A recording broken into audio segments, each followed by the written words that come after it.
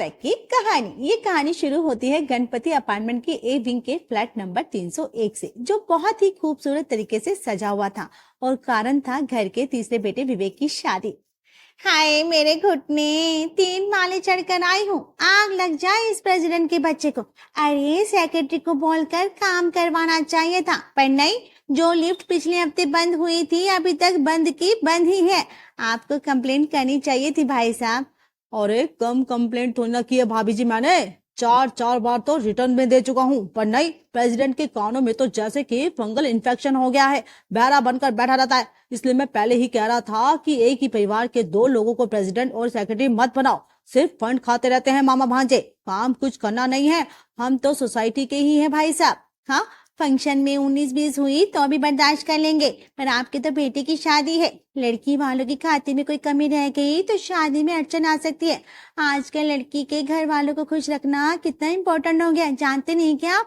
50 की उम्र में मुझसे सीढ़ी नहीं चढ़ी जा रही थी तो आने जाने वाले मेहमानों को कितनी तकलीफ हो रही होगी, बताइए बहन जी। मैं कुछ गलत कह रही हूँ क्या? हाँ बोलिए। हाँ, 90 साल की दादी माँ भी आने वाली है और फंक्शन तो छत पर है। 5 फ्लोर चढ़ने उतरने होंगे। सोसाइटी के प्रेसिडेंट से तो कुछ होने वाला नहीं है। एक काम कीजिए, मैं आपको 20,000 देती हूँ, इतने में तो लिफ्ट बन ही जाएगा ना, काम करवा दीजिए लिफ्ट का। मेनका की बात सुनकर उसके घर पर आए सभी मेहमानों के कान खड़े हो जाते हैं। बाप रे बाप, मेनका भाभी, पूरी सोसाइटी के भले के बारे में आपका जो दिल है ना बहुत बड़ा है। आए दिन सोसाइटी के किसी न किसी काम पर खुद की जेब से पैसे निकाल के ही देती रहती है। और एक बात गलत कर दी मोहन तूने, उसने साड़ी पहन रखी है। साड़ी में जेब नहीं होती है, जेब तो पैंट में होती है जो मैंने पहन रखी है। हर बार मैडम जी सोसाइटी के भले के लिए जो पैसे मांग लगाती है ना, वो मुझसे ही ले लेती है। अरे तो क्या हो गया भाई साहब, 7 फेरे लिए थे भाभी जी के साथ आपने, सुख दुख बांटने का वादा किया था। अगर भाभी आपके दुख बांट सकती है तो आपके पैसे भी तो ले सकती है ना। हॉल में चल रही इस बातचीत को घर की दोनों बड़ी बहुएं रसोई में खड़ी सुन रही थी। कोल्ड ड्रिंक ग्लास में डाल, नया नया कोल्ड ड्रिंक। हाँ हाँ भाभी, इस कोल्ड ड्रिंक की दरकार तो मुझे पड़ गई है। देख रही है ना कैसे मम्मी जी ने फट से 20,000 निकाल दिए। इसके पहले भी 20,000 के गमले लगवा कर सोसाइटी के एंट्रेंस पे लगवाए थे मम्मी जी ने। अरे ये सब सोसाइटी के फंड से होने वाला काम होता है। मम्मी जी क्यों अपनी जेब ढीली करती रहती है? हाँ, पैसे बचे रहेंगे तो बाद में घर के लड़कों के ही तो काम आएंगे ना। ये तेरी गलत फहमी है ना कि नेहा, मम्मी जी के पास जो पैसे रहेंगे तो वो ना अपने बेटों को देने वाली है और ना बहुओं को। तो कर ले करने दे जो भी करती जा रही है, ठीक है। ये थी मेनका की 2 बहुएं जो अपनी सास की दरियादिली से बहुत ज्यादा परेशान थी। सोसाइटी में किसी भी चीज के खराब होने पर उसे रिपेयर करने की जिम्मेदारी सोसाइटी के सेक्रेटरी की होती है, पर गणपति अपार्टमेंट में सारे काम आजकल मेनका खुद के पैसे लगाकर कर रही थी। महेश जाकर लिफ्ट रिपेयर करने वाले को लेकर आता है और 5 घंटे के अंदर ही लिफ्ट बनकर तैयार हो जाता है। विवेक की शादी के दिन लगता है 2 नंबर के पैसे आ रहे हैं आपके पास। हाँ मेनका जी, वरना अपनी जेब से पैसे निकाल कर कौन सोसाइटी में लगाता है? वही तो बात है ना सेक्रेटरी बाबू, ये सोसाइटी आपके लिए सिर्फ एक बिल्डिंग है, पर मेरे लिए मेरा घर है और इसमें रहने वाले लोग मेरे भाई बहन हैं और उन्हें प्रॉब्लम हो ये मुझसे बर्दाश्त नहीं। हाय हाय, सुन लिया मिस्टर सेक्रेटरी साहब? और कह दीजिएगा अपने मामा जी से कि 2 ही महीने में प्रेसिडेंट का चुनाव होने वाला है। सबसे पहले तो उन्हें सत्ता से हटाया जाएगा, उसके बाद आपको और इस मामा भांजे की जोड़ी को हमने तोड़ा नहीं ना तो हमारा नाम भी महिला मंडली पर। विवेक की शादी अच्छी तरह संपन्न हो जाती है और मेनका की तीसरी बहू बनकर निकी उसके घर आ जाती है। अगली सुबह एक अच्छी बहू की तरह निक्की रसोई में जाकर अपनी पहली रसोई की तैयारियों में लग जाती है। अरे वाह निक्की, तुमने तो सब कुछ खुद ही कर लिया। मुझे तो लगा था हमें अपनी देवरानी को एक एक चीज बतानी पड़ेगी।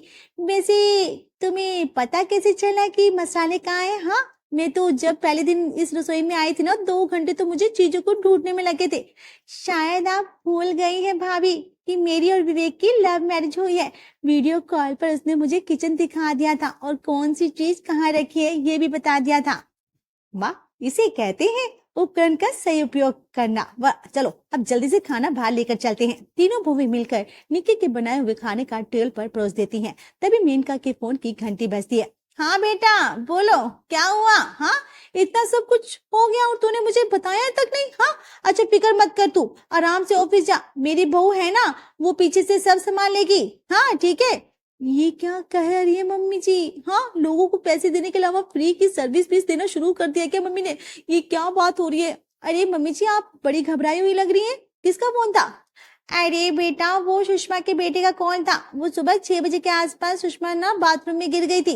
वैसे सोहन ने उसे डॉक्टर को दिखा दिया है। ज्यादा गहरी चोट तो नहीं आई, पर डॉक्टर ने सुषमा को पूरे 2 हफ्ते के लिए आराम करने को कहा है। वही सोहन कह रहा था कि ऑफिस जाए या अपनी माँ की देखभाल करे, क्योंकि वो तो उठ नहीं सकती। खाना बनेगा कैसे, सुषमा को परोसेगा कौन? तो मैंने कह दिया मैं अपनी बहू को भेज दूंगी। एक काम करो, तुम दोनों सुषमा के घर जाकर उसका काम संभाल लो। प्रिया, तुम झाड़ू पोछा बर्तन कर देना, और नेहा तुम खाना बना देना, ठीक है? मेरे पास तो मेरा ध्यान रखने के लिए मेरी निक्की है ही, ठीक है? थैंक गॉड, मैं बच गई। अगर यहाँ पहली रसोई करने के बाद मम्मी जी मुझे सुषमा आंटी के यहाँ खाना बनाने भेज देती तो मेरी तो बैंड ही बच जाती। मुंह झुकाए प्रिया नेहा को सुषमा के घर झाड़ू पोछा बर्तन कपड़े और खाने का काम करने जाना ही पड़ता है। जाने क्या लिखा है किस्मत में हमारी। हाँ, जो सोचा था ना नई देवरानी आई जाएगी तो काम जरा कम होगा, कमर सीधी कर पाऊंगी, पर यहाँ तो मम्मी जी ने पूरे मोहल्ले की बहू बना दिया है। मुझे ऐसा तो हर रोज कोई ना कोई गिरता पड़ता ही रहेगा, तो सबके घर जाकर हम झाड़ू पोछा करते रहेंगे क्या? ये बात आपको मम्मी जी के सामने करनी थी ना भाभी, उनके सामने तो आपकी जुबान खुली नहीं। अगर आप 2 शब्द कहती तो मेरे से भी बोलते बनता। मैं तो छोटी हूँ ना, सीधा सा जुबान लड़ा भी नहीं सकती ना। खैर, जो है सो है। इसे ही अपनी किस्मत मानकर दोनों बहुएं सुषमा के घर का काम निपटाने लगती है, और यहाँ अपने ससुराल वालों को नाश्ता करवाने के बाद निक्की आराम से अपने कमरे में जाकर एसी ऑन करके बिस्तर पर लेट जाती है। हो गई पहली रसोई। अब 10 दिन के लिए हनीमून पर निकल जाऊंगी। आते ही मम्मी की तबीयत का बहाना करके मायके चली जाऊंगी। फिर कहीं 1.5-2 महीने के बाद धीरे धीरे ससुराल का काम शुरू करूंगी। ये सही है। मेरी दोनों जेठानियां तो सुषमा आंटी के घर गई हुई हैं। ऐसे में कहीं दोपहर के खाने का प्रेशर मेरे सर पर ना आ जाए। बाबा, एक बस्ती बस्ती ही दोनों को जाकर बुला लूंगी। ये सोचकर जैसे ही निक्की लाइट्स ऑफ करके अपनी आंखें बंद करती है, उसकी सास और पड़ोसन दरवाजा खोलकर अंदर आ जाती है। अरे, सोई है क्या तू? उठ जा। मम्मी जी, आप और आंटी जी यहाँ कोई काम था क्या? हाँ बोल। देखा, मैंने कहा था ना तुरंत उठ जाएगी। काम काजी है मेरी बहू, पीछे नहीं हटती। अब तू खुद ही इससे पूछ ले जो पूछना है। बहू, जो तूने लहंगा अपनी शादी में पहना था, मेनका वो बता ना। भाभी बता रही थी तूने खुद पसंद किया था या फिर कहीं से लिया था? हाँ बता ना। हाँ, मेरी पसंद को तो था आंटी जी। ये 1 क्लास का है। वो ना मैंने फैशन डिजाइनर कर रखी है ना, तो यही पास में दुकान है ना। मैं आपको एड्रेस मैसेज कर दूंगी।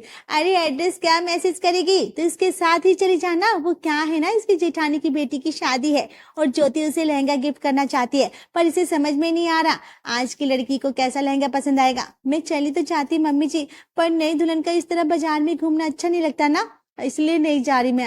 अरे, तो अपनी सास के साथ ही तो बाहर जा रही है। जैसे मैं तेरी सास हूँ, वैसे ही जो तेरी सास है ये। आराम से होकर आ मार्केट बेटा, ठीक है? प्रिया और नेहा वहाँ वैसे फंसी थी, और यहाँ निक्की ऐसे फंस जाती है। शाम के बाद सोसाइटी की औरतों के साथ बैठी मेनका सभी के दुखड़े सुन रही थी। तभी उसकी नजर मोहन पर पड़ती है, जो पिछले आधे घंटे से किसी को फोन मिलाता हुआ सोसाइटी के चक्कर लगा रहा था।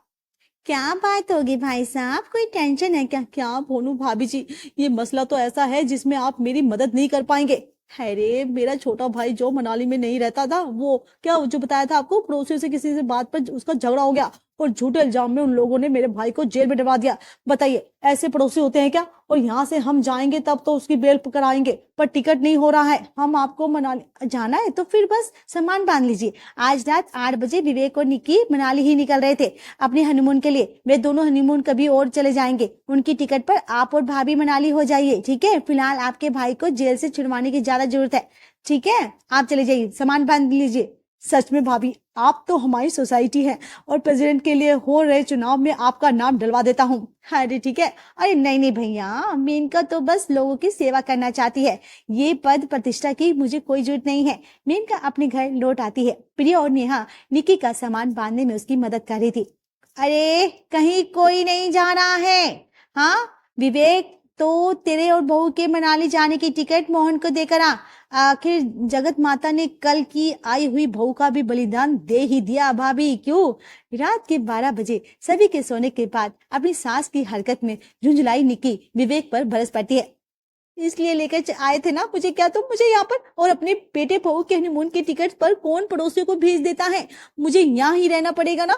और तुम तो बस, क्या करूं मैं तुम्हारा। अरे बाबू, मैं कल ही मम्मी से ना इस बारे में बात करता हूँ। और अगली सुबह खाने के टेबल पर ही विवेक इस पैक को छेड़ देता है। हमारे घर में 3 बहुएं हैं मम्मी, हैं तीनों का एक ससुराल होना चाहिए, पर यहाँ तो इनके 21 ससुराल हो गए। अपनी बहुओं को सार्वजनिक बना दिया आपने। हाँ देवर जी, बिल्कुल ठीक कह रहे हैं मम्मी जी। इस ससुराल की जिम्मेदारी उठाने का वादा किया था मैंने फेरों के वक्त, और पर यहाँ आ जाने की किस किस की बहू बने फिर रही सुषमा बहू। आंटी के घर का नाश्ता बनाकर आती हैं, फिर यहाँ नाश्ता बनाती हूँ, फिर सुषमा आंटी के घर जाकर दोपहर का खाना बनाती हूँ, और फिर यहाँ वापस आती हूँ, फिर शाम का नाश्ता, फिर रात का खाना। अरे तो तुम तीनों कसम से इतनी छोटी छोटी बातों पे बहस करोगी और अपने पतियों को भड़काओगी तो कैसे आगे बढ़ोगी। इनकी छोड़। विवेक, तू जरा आज दुकान जाते वक्त सुषमा का बिजली का बिल भरते जाना।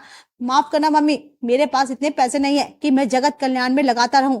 अरे बेटा, ये तो मैं बस चिड़ियों के दाने डाल रही हूँ। एक बार पूरा खेत मेरा हो जाए उसके बाद बिल्कुल टेंशन नहीं है। तुम चारों बाप बेटे मिलकर भी इतना नहीं कमा पाओगे जितना तुम्हारी माँ बचा लेगी। ऊपर से तुम सबको अपनी कमाई पर टैक्स भरना पड़ता है, मुझे तो टैक्स भी नहीं भरना पड़ेगा। ऐसा कौन सा फार्मूला हाथ लग गया मम्मी जी आपके पास। हाँ, कोई अंबानी के बिजनेस का सिगरेट तो पता नहीं चल गया ना आपको। अरे सोसाइटी के प्रेसिडेंट के इलेक्शन के लिए कोई भी हाथ खड़े करने को तैयार नहीं था। मैंने चुपके से अपना नाम डलवा दिया है, और दूसरा नाम आया है कमलेश बहन जी का, जो कभी अपने फ्लैट से निकलती नहीं, तो कौन ही उसे वोट डालने जाएगा। जानी की बहुमत से जीतूंगी मैं, और यहाँ मैं प्रेसिडेंट बन नहीं, और तुम चारों के सारे पैसे सूद समेत वापस। मेनका इस सोसाइटी के लोगों को भला इसलिए कर रही थी ताकि वह इस प्रेसिडेंट के इलेक्शन में बिना किसी प्रॉब्लम के आराम से जीत जाए और जितना चाहे पैसा बना ले। मेनका को सभी के लिए इतना जो कर रही थी। रात रात के 3 बजे मेनका पानी लेने रसोई में जाती, जहां वो अपनी खिड़की से मोहन के बेटे को बैग लेते हुए चुपके से सोसाइटी में बाहर जाता देख लेती है। लगता है मोहन भाई साहब की बेटी किसी लड़के के चक्कर में घर से भाग रही है। ये मामला अगर मैंने सॉल्व कर लिया तो पक्का ये इलेक्शन जीत जाऊंगी। इनका फोन वो मोहन को फोन करती है और इस बारे में बताती है। मैं तो लुट गया भाभी, आपको भ्रम नहीं हुआ है, वे श्वेता ही थी। उसके कमरे से होकर आ रहा हूँ, और मैं श्वेता अपने कमरे में नहीं है। जरूर उस कमीने लड़के ने बहलाया होगा मेरी बेटी को।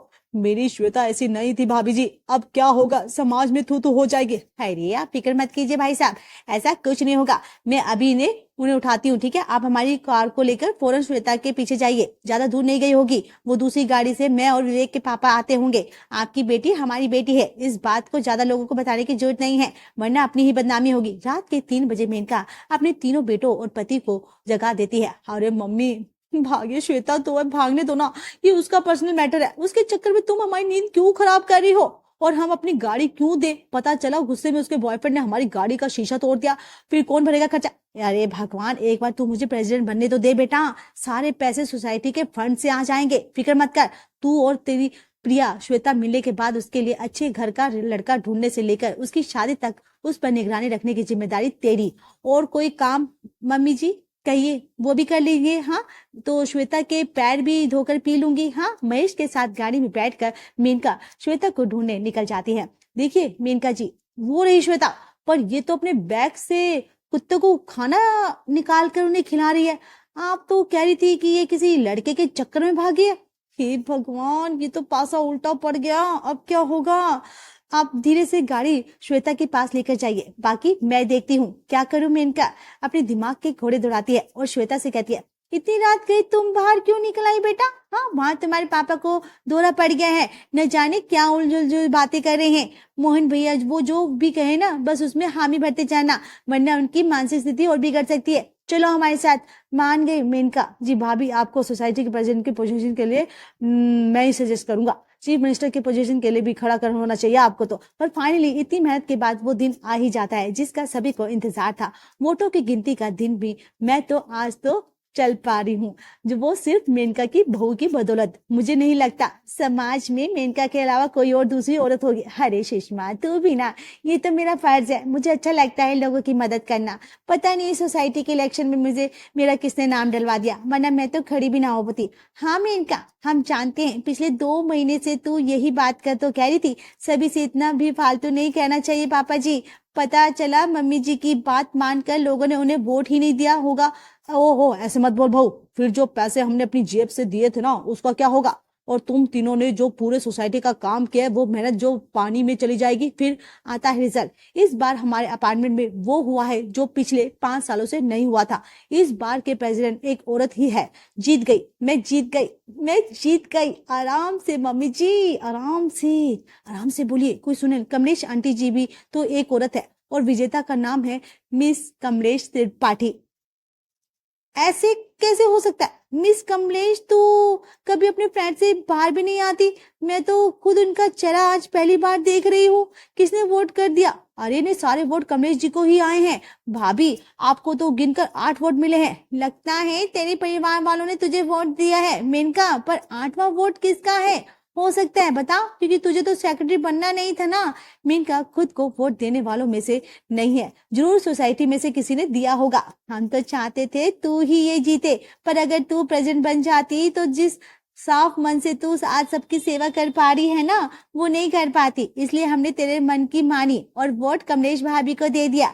बनने दे उसे प्रेसिडेंट, तुझे तो सेवा करनी है ना। लो जी, मेनका जी का तो सपना टूट गया। उसकी तीनों बहुएं सर पकड़कर बेचारी बैठ जाती है, क्योंकि नेक्स्ट सेक्रेटरी का इलेक्शन था और मेनका जी ने उसमें भी खड़ा ही होना था। बहुएं की ऐसी की तैसी।